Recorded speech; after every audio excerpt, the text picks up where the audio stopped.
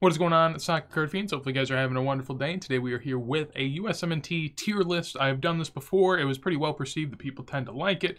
So I'll be more than happy to do it again as we go on towards the World Cup and further beyond. I always feel like this is a fun way to sort of keep up with what I thought of players and how they move, and also sort of revisiting the newer players and getting rid of some of the older ones as well.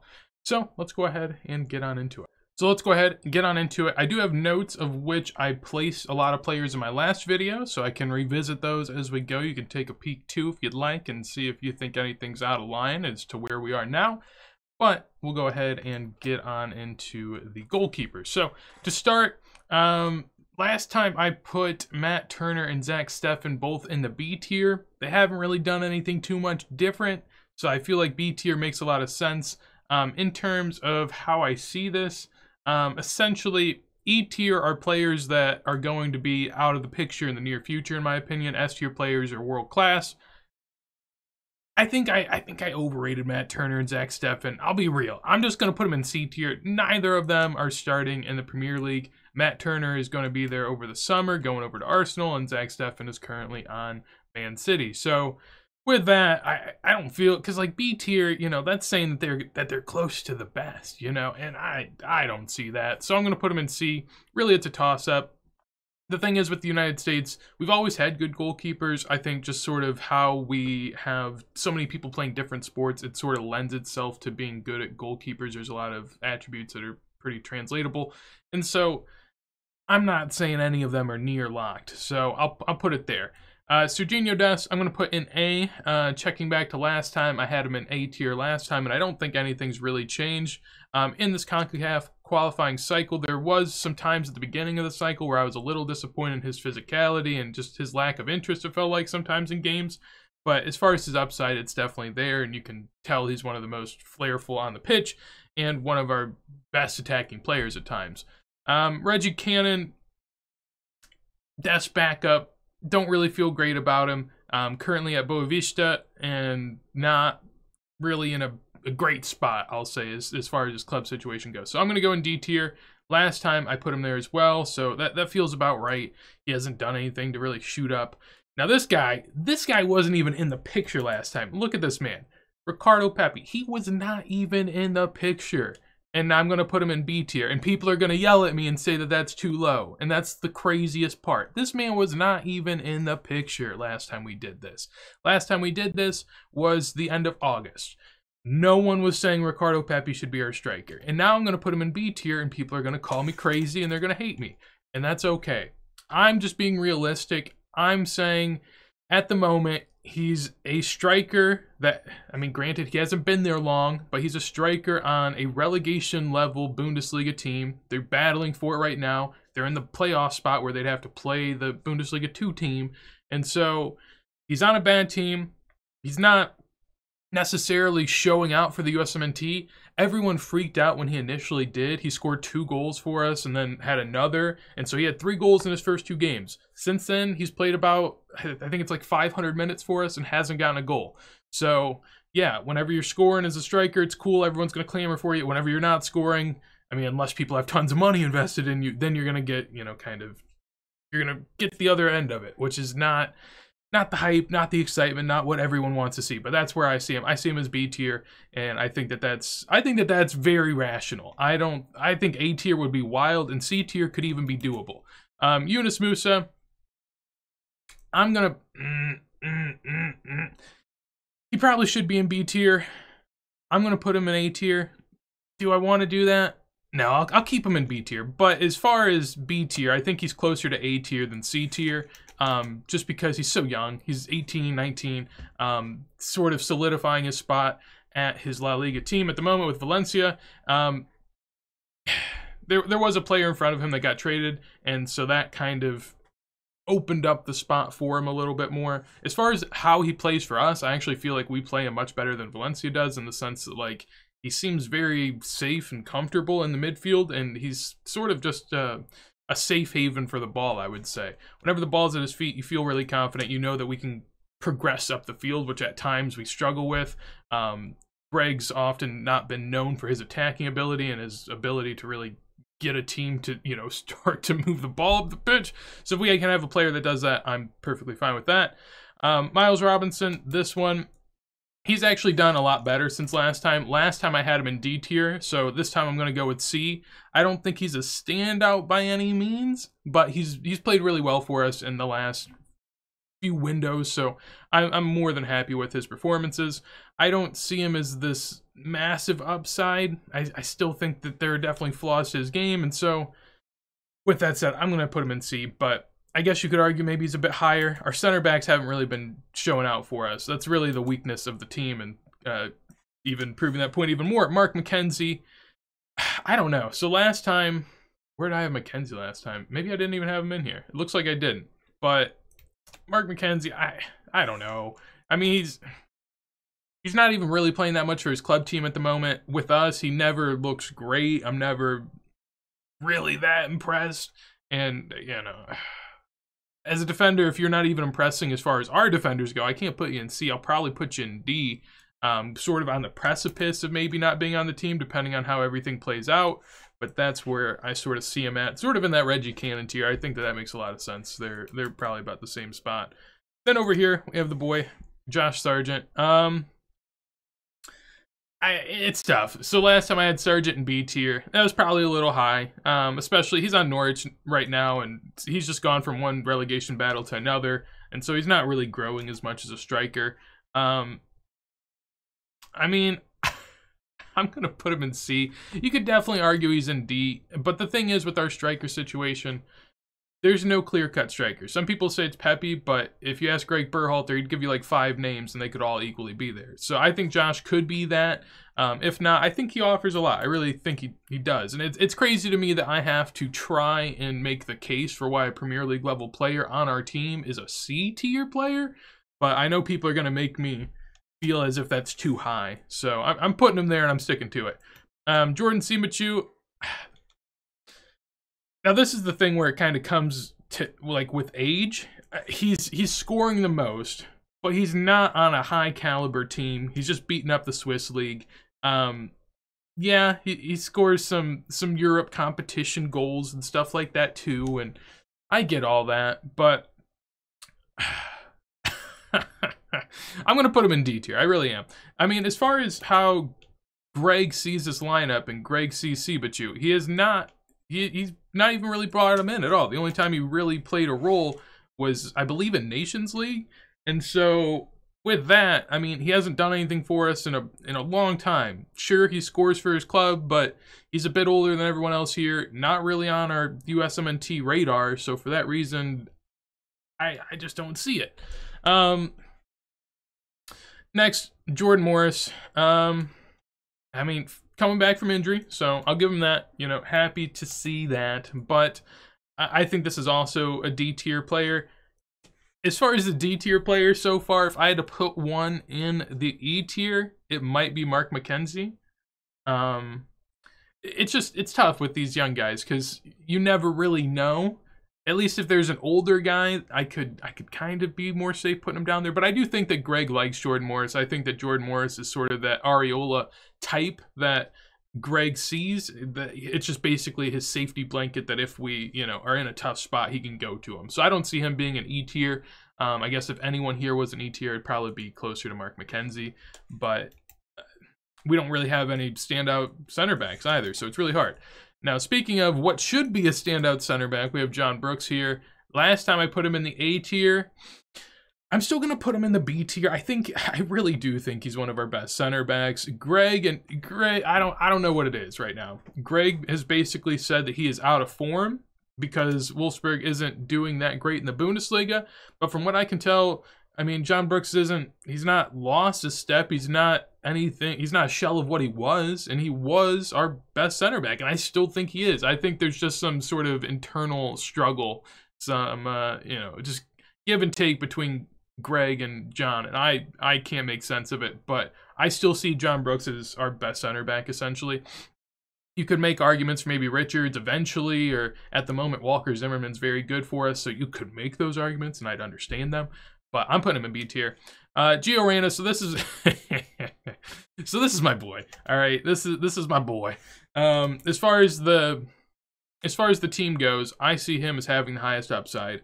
I put him in the S tier category before, and the only thing that happened was he did get injured. I believe it was a hamstring, and he was out for about 5 months.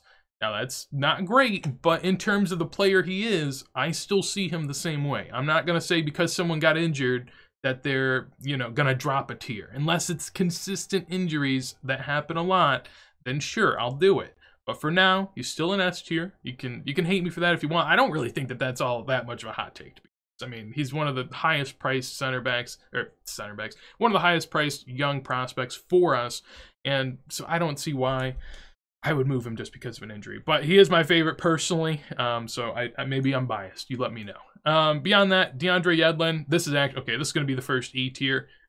I mean, he's not bad. Like, he's not bad, but he did just come back to the MLS, and so if you kind of finish your stint in Europe and then you come back to the MLS, that already shows that you're sort of on the back end of it all.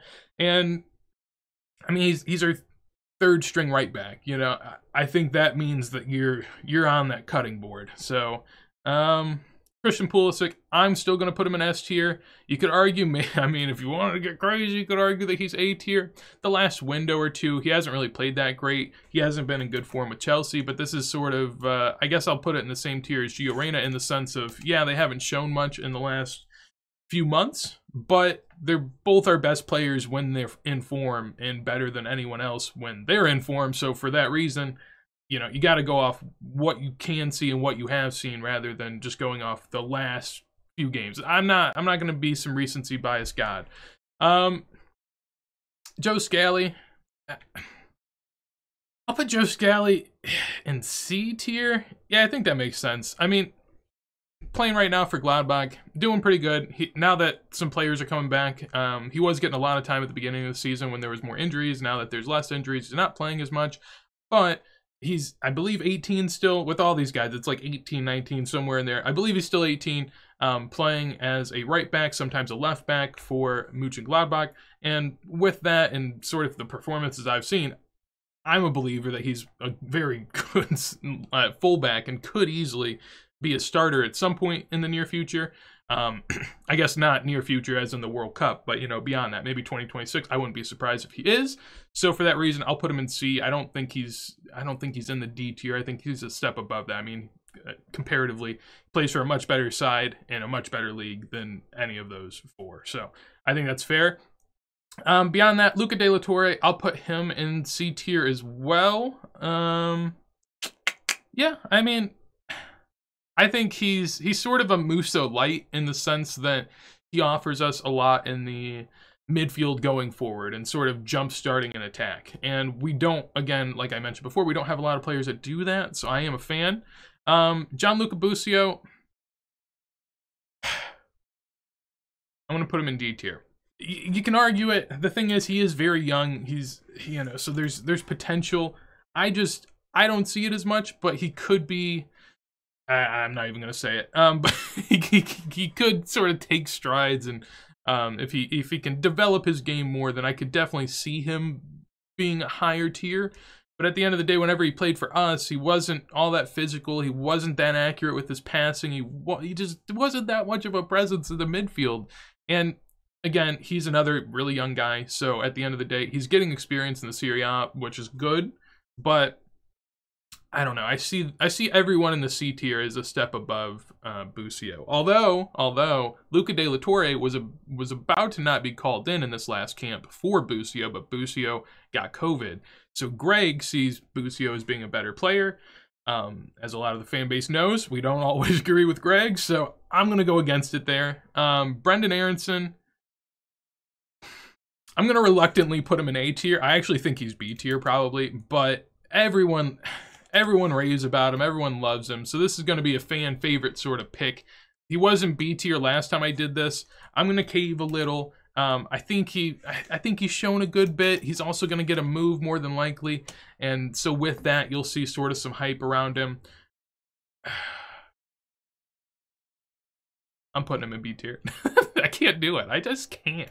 I can't. I mean, he had a good game, and maybe that's why I'm being partially recently biased with his good game against Bayern, but I don't know. I've just seen him basically crumble against CONCACAF opposition, and so with that, I I don't know. You could maybe chalk it up to coaching. I don't know if you want to do that. He's definitely a terrier. People would describe him as that. He is just all over. In terms of his defensive work, he's really, really good. But in terms of how he fits into the USMNT, he's not really a winger for us because we have Weah, Reyna, and Pulisic as wingers. So, like, that's 3 guys for 2 spots. So Brendan's the 4th winger, in my opinion. And then in the midfield, we have Yunus Musa, Weston McKennie, and then Tyler Adams. And then you could argue maybe Reyna plays in the midfield too. So depending on where Reyna is, that basically depends on if Brendan Aronson is our 3rd or 4th winger or our 4th or 5th midfielder. And if that's the case, I don't know how you can put him in A tier. But people still will. His prices in the market kind of say that he's up there, but I just don't see it. Anthony Robinson, I'm going to move up to B tier. Last time I did this, I had him in C tier, so that's a little bit of a bump up. I've been impressed with him in this World Cup qualifying cycle, so I am more than happy with that. Sometimes has some errant passes on the wing, but overall, a lot of attacks come through his side of the pitch and just really does a good job at being able to progress that ball forward, and defensively, really, really stout. Really stout. Compared to like Des, where sometimes he can be a little lackadaisical, Anthony's always working hard, getting back on defense and working to break up the counterattack. So I do like that as well. And next up, we have Kellen Acosta. Did I have him in here last time? I had him in D tier last time.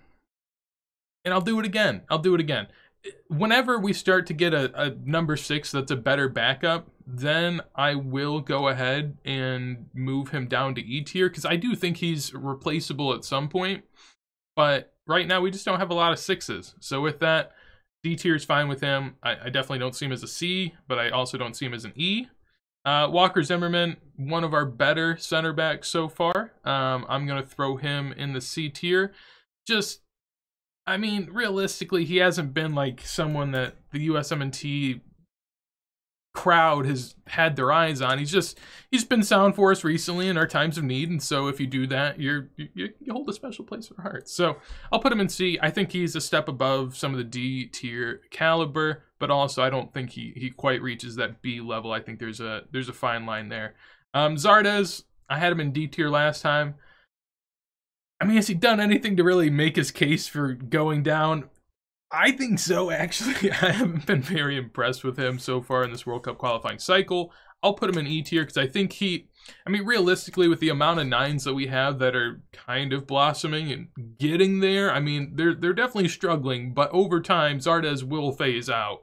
And in my heart and soul, I hope that he is one of the first to be phased out. However, I fear that he won't be, so you can make the case he's in D tier. I'm going to put him in E.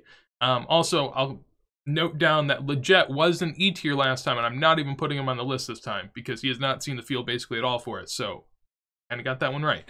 Also, there was a guy in the comments that would always tell me how good Leggett is. Like, what a troll, man. I don't know if he's trolling or real, but either way, you were wrong. Weston McKennie, I am going to have to move this man up to the S tier. If you look at the whiteboard behind me, you'll get an idea. But I've not always been the biggest Weston McKennie supporter, I'll say that. I do think he's good. I just think our midfield is good. And so I've always sort of seen him as basically the way I always saw it was Tyler Adams is our 6, basically guaranteed. And then you have 2 other midfield spots. And with those 2 midfield spots, if Reyna plays the midfield like he truly should, in my opinion, then you have Reyna and Tyler Adams, and then everyone else fights for the other spot. Now, it's sort of seen as Weston McKennie is that locked-in spot, and then everyone else has to fight for the other spot. And that's okay. I mean, competition is good. I like that. So, personally, I see the midfield being Reyna, McKennie, and then Tyler Adams. And Yunus Musa is sort of the step behind. But Yunus Musa is young, so keep that in mind. You never know. But at the end of the day, that's more so potential rather than what is proven. And what is proven is that Weston McKennie has been our most influential player throughout qualifying so far. So with that said, he gets S tier, he gets a bump up. And I wholeheartedly believe that at this point. Next up, we'll go on over to Tyler Adams, who I just kind of threw some praise for and basically said he's a lock starter. I do think he's head and shoulders above a lot of the B tier. I guess you could make the case maybe, I don't know, maybe he's equal with Brendan, maybe he's equal with USA. Really depends, but I see him as an A tier, especially considering there's really no one else competing for the 6th spot on our team. So as long as he's healthy, I am all about it. Timothy Weah, I had him in B tier last time, which I was probably doing that for the people. I have always rated Tim Weah. I love this man. So I am going to put him in B tier, or A tier, sorry. He has shown out these last couple windows. I believe in the last 2 World Cup windows, he's been involved in every goal that we've had. And a lot of the attacks have come down his side. And that's sort of where it becomes interesting, because while Pulisic is an S tier and Weah is an A tier, I could easily see a world where we start Reyna on a wing and we start Weah on a wing, and then Pulisic comes off the bench. And yeah, if that's the case, just, you know, keep an eye out. Keep an eye out. If Pulisic gets form again, I think it's going to be a battle for the wing spots. It really depends on where Reyna goes, in my opinion. If he goes in the midfield, then one of those midfielders kind of gets pushed out. If he stays on a wing, then one of those wingers gets pushed out. And I guess it depends, too, on if Reyna is healthy. He did just come back from injury, but he's been playing a good bit for Dortmund so far. So from what I'm seeing, that would seem to make sense. And I think that's a solid top 6 in terms of our team. I think those 6 players are head and shoulders above the rest. I think the only people you can make a case for being in this S and A tier that aren't, like I mentioned before, are Musa and Brendan Aronson. Other people with a big peppy bag will tell you that he is an A tier. However, I will ask them, what has he done since being on FC Dallas? Sure, he showed out in the MLS, but that's like step 1. If you want to be a great prospect for the USMNT, step 1, perform in the MLS. Step 2, you know, go overseas and prove it for the USMNT. And he hasn't done either of those. So for that reason, he's still in B tier. People might argue that, but I do not care. And then, okay, I really don't know what to do with Chris Richards. Broke his foot in the last cycle, so that's not great. You could put him in B tier, but I am going to put him in C tier. I think he is a good center back for us. However, not anything too special at the moment, though. He is someone that's very young, playing consistently for Hoffenheim in the Bundesliga. And so with that, I mean, he doesn't, yeah, I mean, like I'm saying, he doesn't stand out above the likes of John Brooks or Walker Zimmerman. However, over time, I think that will be the case. So currently, I view him as a C-tier candidate. However, if he starts to, you know, take those steps up, I could easily see him bumping up into B and A, depending on, you know, if he sort of builds out physically, if he's sort of able to get better in the air, and if he's sort of able to expand that passing range. He's not proficient, I would say, in many things at the moment. However, he's quite good at most things. So it's one of those things where if you start to pick those spots and really become better as a player in those attributes, then you can easily make that step up. And overall, with this list, I feel like it's pretty good. I mean, obviously, let me know in the comments down below what you're thinking. I enjoyed this quite a lot. I always enjoy these tier rankings, so I'm sure we'll do another one probably as we head into the World Cup, because at that point, a lot of these guys will have done a lot for their clubs, and they might have done a little bit more for country, and so we'll have more to talk about in that regard. And from before, there's faces that will change basically every single time. There's a lot of players in our pool at this point, and that's what you like to see. That means we're growing, that means we're doing better, and yeah, had a ton of fun. So hopefully you guys enjoyed. If you did, make sure to leave a like. On top of that, let me know what players you thought were overrated or underrated and where you'd put them. I'd love to sort of hear what other people have to say and bounce ideas back and forth, because, you know, I'm open. I'm not hard and stuck on all of these players being where they are. But with that said, hopefully you guys have a wonderful day, and peace.